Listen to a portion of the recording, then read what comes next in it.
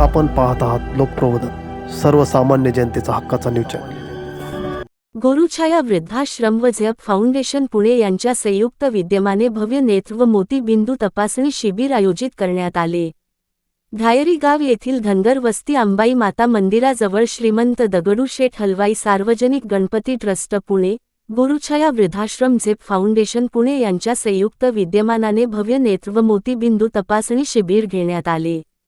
या शिबिरास आसपास परिसरातील नागरिकांनी चांगला प्रतिसाद दिला। 100 ते 150 लोकांनी या शिबिराचा लाभ घेतला, तसेच अल्प दरात चष्मे वाटप करण्यात आले।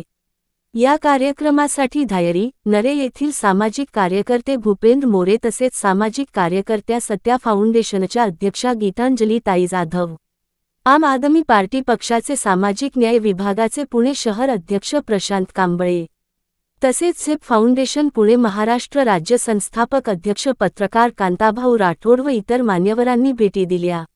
या कार्यक्रमाचे नियोजन गुरुछाया वृद्धाश्रमच्या अध्यक्षा अंजली दरवेश मॅडम व वरद दरवेश यांनी केले। कार्यक्रमांमध्ये श्रीमंत दगडूशेठ हलवाई सार्वजनिक गणपती ट्रस्टचे पदाधिकारी प्रवीण डावरे व डॉक्टर व इतर स्टाफ यांनी चांगल्या पद्धतीने सहकार्य केले। गुरुछाया वृद्धाश्रमाच्या वतीने गरजू व असहाय्य लोकांना अल्पशा दरामध्ये सेवा दिली जाते व चांगल्या पद्धतीची व्यवस्था करून त्यांना एक नवीन जीवन व संजीवनी दिली जाते। आश्रमातील वयोवृद्ध आजी बाबांना तसेच आश्रमातील प्रत्येक लोकांना घरच्या माणसाप्रमाणे वागवणूक देऊन त्याची व्यवस्था केली जाते। कार्यक्रमाच्या शेवटी मान्यवराचे आभार अंजली दरवेश मॅडम यांनी व्यक्त केले। लोकप्रबोधन मराठी न्यूज नेटवर्क महाराष्ट्रचे विभागीय संपादक श्याम जगताप सर, पुणे।